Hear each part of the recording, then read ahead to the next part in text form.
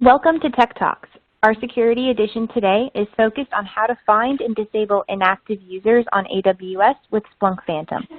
Tech Talks is a series of short webinars that are deep dives for technical practitioners. We value you, our customer, and want you to continue in your Splunk journey.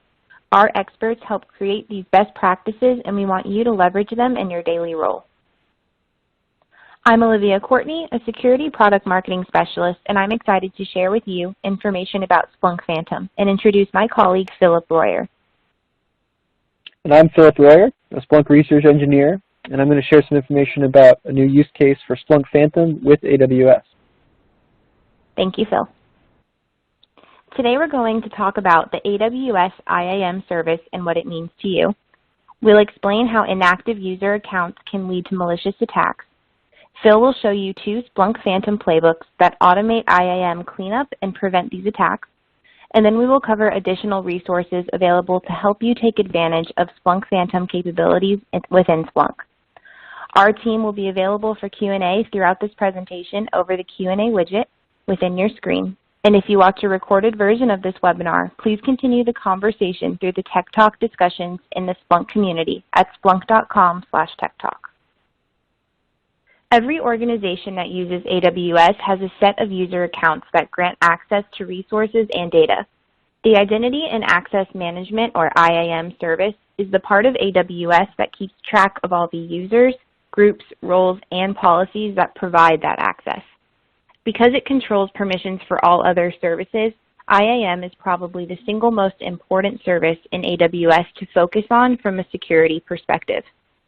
Over time, there are often personnel changes within the organization as users change roles or leave the company. These user accounts may not get updated with the correct permissions or get deleted from IAM if the user is no longer an employee. Unused accounts that are not properly managed can end up being an entry point for malicious actors to gain access. So I'll pass this over to Phil to teach you how to prevent these malicious attacks. So let's jump right into Splunk Phantom and give a demonstration of how all this works. Today I want to show 2 new playbooks in the Phantom Community Playbooks library. The first is called AWS Find Inactive Users, and the second is called AWS Disable Users.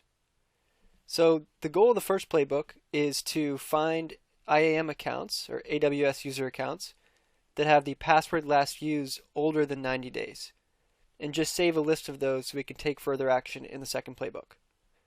So let's dive into the playbook. It starts out with listing out all the accounts in IAM and calculating the time 90 days before today. Then it's going to filter that list of users, all the users, filter it down to just those that have the older password last used date. Next we're going to call get user on each of those, which is going to gather the groups and the policies and some other metadata. Finally, we're going to create an artifact for each user so that it's saved in the Phantom event and we have something to use for further automation. So the benefit of this playbook is that we're going to find all the accounts that might be just hanging out with and not being used. We're going to try to enforce the principle of least privilege so that we don't have any unnecessary ways for someone to get access to our AWS environment and cause harm. So let's show how the playbook works when you're using it. First step is deploying it and setting it on a timer, which I've already done here. I have it set to go off at 1:30 p.m. every Thursday afternoon, and I put a little calendar invite for myself so that I can come in and review it at that time. So we can see that we've created an event here. When I dig into the event, you can see that the playbook is already run. First thing it did, like I said, was list through all the user accounts, just basic information, when they were created, password last used date. For those that have an older password last used date, we're going to get user, list out the policy names and the group names. You can see here we have 4 accounts. Ian, Matt, and Sam. These are people I know on my team. This 4th account, Eknalart, I'm not really sure what this one's doing here, so this is a problem for me. So that's the end of the first playbook. The output is just that list, really. And the easiest way to see it is when you first come into the event, you have your artifact listing here. There's 4 AWS username artifacts.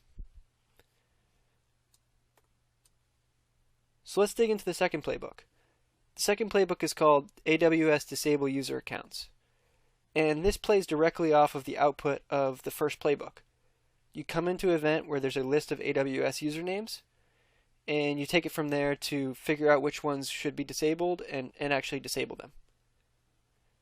The first step is a filter that looks at a custom list, which is called AWS Inactive User Allow List. If I jump over to that custom list, you can see there's just 3 names in there.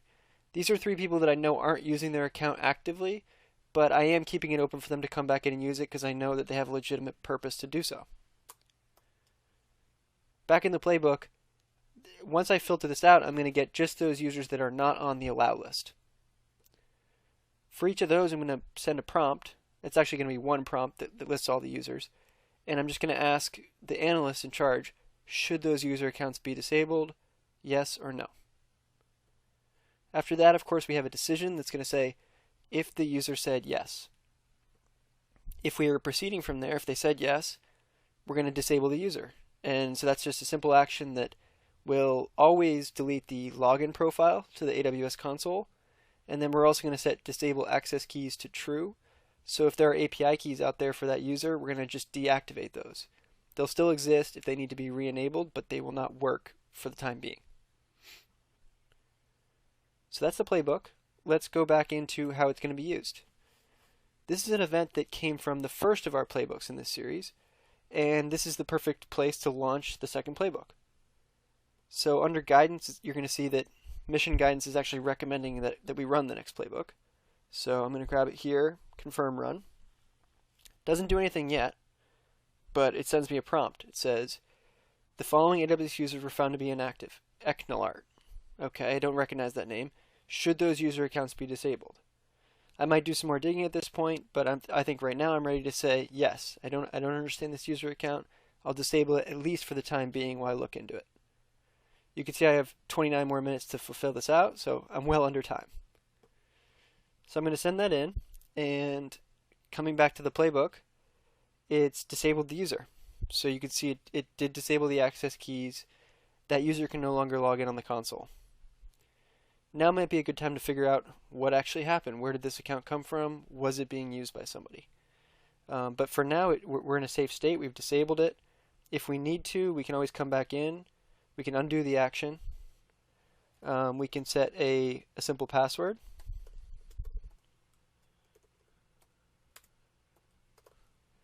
And I think we need a special character. Yep. And I can give that to whatever team needs it, if appropriate. And they can come in and change it as soon as possible. But from here, we've identified user accounts that are dormant. We've gone and disabled them. We can undo that if needed. And we have 2 playbooks in the community to allow you to take this use case and use it as you see fit. So the final thing I want to show is the playbook listing page. If you come in here and hit Update from Source Control Community and hit Update, you should be able to see these 2 playbooks with these names, AWS Disable Users and AWS Find Inactive Users. Thank you, Phil, for that presentation and demo. We're about ready to wrap up this Tech Talk, but before we do, I wanted to share quick resources available to you to continue your journey. You will receive these assets in a follow-up email as well as the recording. First, check out our documentation for an overview of Splunk's partnership with AWS. Our .conf session analytics-based investigation and automated response with AWS and Splunk solutions gives you a deep dive on how Splunk and AWS tools work together. Download our Splunk app for AWS through Splunkbase, and of course, Phil's blog, Finding and Disabling Inactive Users on AWS, can be used as a quick reference for everything we covered in this talk. Don't forget that we have an incredible community of Splunk users on our community site. You can search the Answers section on Splunk Phantom, and you can continue the conversation for this talk within the discussion section called Tech Talks. There you will find all the additional resources, and finally there's Splunk Ideas, where you can submit new product enhancements or vote for current ideas from other customers. We really appreciate you taking the time out of your schedules to join us today. Please tune back in for future Tech Talks. We're excited to share this series with you.